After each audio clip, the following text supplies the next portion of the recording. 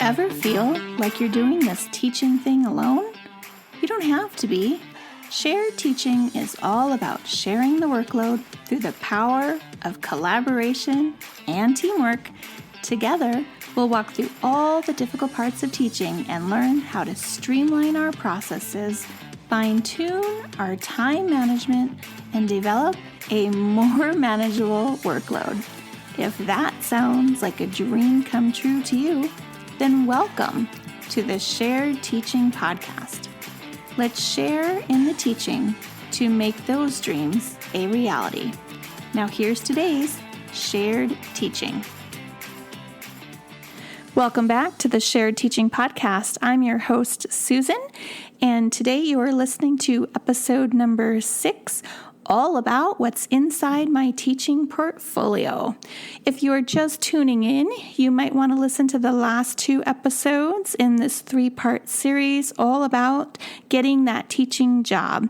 So I have one all about what to look for before the interview, during the interview, and now this one about the teaching portfolio. So let's dive in and get started. So when I look at my teaching portfolio, the very first thing when you open it is going to be the All About Me page. And it's just a very short page with quite a few pictures that show my versatility as a mom and also as a teacher. I want them to see me as a human being with interests outside of the classroom, but also some things that kind of relate to being in the classroom, such as my love of writing and reading books. On the back side of my All About Me page, I include an extra copy of my resume.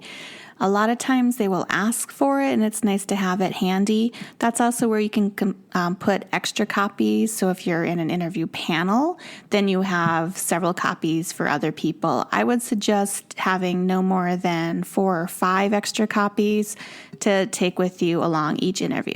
After that, we go into the classroom management section. And here I have a variety of actual photos in my classrooms in the past of different classroom management styles that I've used that are also popular.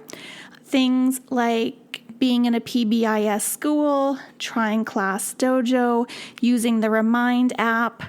Those are things that principals are going to look at when they interview you because they want to see if you're already familiar with the technology they might already be using. For example, I have pictures of parent guides that I translated to have them sign up for Class Dojo. This was before Class Dojo automatically translated your page for you. I also have behavior calendars that I've created, voice level charts, visual charts when I was teaching ELL students. And then I have a procedure page where I break down how I teach and show explicit procedures in my classroom. These are things about how I manage the supplies, how I show when they can use the restroom, where they store their supplies, how they interact with each other. This is where you could also put how you group students. Any of those kind of things are going to fall under classroom management. The next section is going to be literacy instruction. So for this is all my reading, writing, and spelling. So I put different bullet points like I have a balanced approach, I use guided reading, grouping, and then also just reading for enjoyment, because I think that's very important in a classroom to make sure you have time for kids to just enjoy stories and books. I talk about how I group my students, how I run my guided reading, and also that I incorporate word study, shared reading, read alouds, all that good kind of stuff. I also put in there samples of what it looks like for me to do my long-range plans. So for those, I plan it out by the topic, and then I have different boxes that I put for each lesson. Okay, and then I have an example of an activity that I've used that's very popular with the kids that they really enjoyed, and that was doing a nonfiction book report, which might not be very exciting, but I found a way to incorporate an activity that made it more exciting. So for me, that was kind of a standout for that section, and that's why I included it.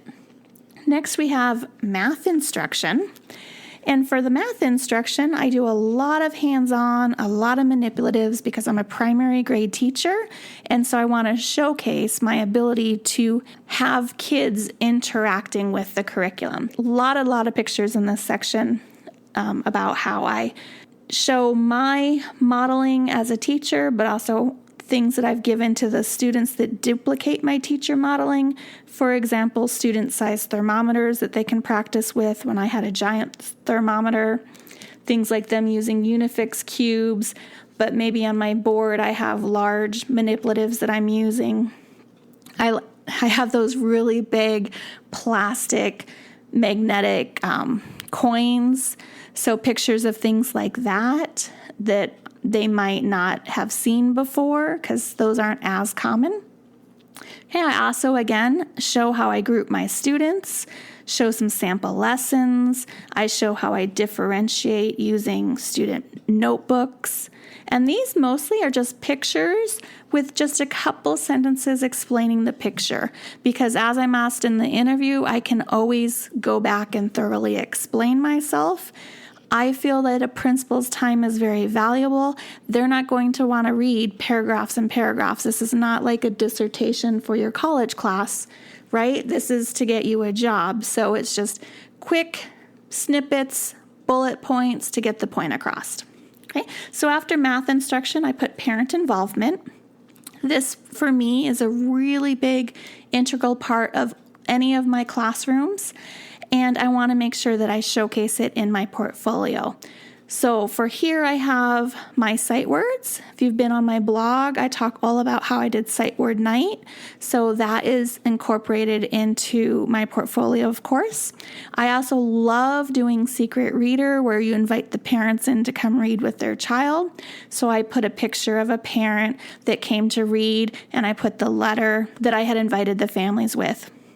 And then I did a really cool personal narrative project that I got the idea from Jessica Meacham. And it was an amazing project in the end. And it turned out so good. So I make sure that I really hype that up in my interviews because that showcases how I incorporate technology, but also how I get parents into the classroom.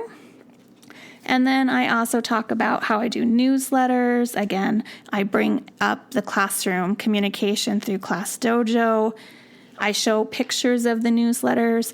And when I say I show examples of my lesson plans and stuff, they are just small screenshots. I don't actually put the whole size page lesson in my portfolio, just little pictures of it, big enough for them to see and read it. So we're talking maybe, I don't know, like 2 inches by 3 inches so that they can kind of see it, but it's not going to be a whole extra page in my portfolio. And then the last thing I put in my portfolio is differentiation. And I put math, and then I put literacy, and I put explicit examples of how I differentiate for both of those. So my example in my portfolio is a series of pictures for the math, and it shows the same activity and how I've broken it down into 3 different levels for the students. And then I've repeated that and shown it with a second math activity.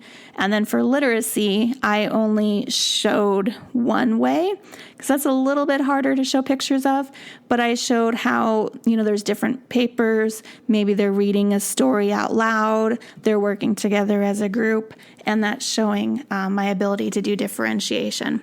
Now, you're more than welcome to incorporate other subjects and other topics within your portfolio, but that's all I've had in mind. I do have a product on Teachers Pay Teachers that is an editable teaching portfolio. It's the exact same one that I am currently using today and that I got my last teaching job and this next one for this coming year with using. And it does have more topics available in there. So if you're really good at science, you might want to put a science section in there. If you're good at social studies, put social studies in there. I just stuck with reading and math, differentiation, and then my literacy components, because that to me is my strengths, and that's what I want to just showcase in an interview. So feel free to pick and choose, and I hope this helps you a lot, and I really hope you get that job that you are looking for. One last thing that I forgot to mention is that at the very, very end of my portfolio, I do put some professional resources as a section. So that might be a copy of my college degree. It might be reference letters from past employers. It has some college transcripts. I've done some Kagan training, and that's a big thing right now. So I put certificates from that, and then I put my very last teacher evaluation scores in there. So I put that at the very, very end. Most people don't ever look at it, so that's why I put it at the end, and it's just there just in case they ask, or they're curious. They can take a look at that. Now, if you are a college student and you haven't had a teaching experience yet, I still encourage you to make a teaching portfolio and use examples from your student teaching, but also use things that you found online, because that shows that you are really taking consideration of what you want in your classroom, and that's going to make a big impact with the interview panel. Okay, so that wraps up today's episode on what's inside my teaching portfolio. I will have a blog post that shows actual pictures of my portfolio to kind of give you a visual to go with it. And you can find that link in the show notes, which can be found through the Apple iTunes podcast page or on sharedteaching.com on my podcast page as well. Just look for the specific episode number 6, and you'll see a link with all the things I've talked about in the show notes. So thanks for tuning in. I look forward to talking with you next time. And don't forget to subscribe so you don't miss any episodes as they come out. If you've loved this show, then join me in sharing the teaching, hitting that subscribe button, and leaving us a review on iTunes, so we can be found by more teachers like you who are ready to start sharing the workload. I hope you've enjoyed this episode. Find new episodes each week on sharedteaching.com. Thanks for listening to the Shared Teaching Podcast.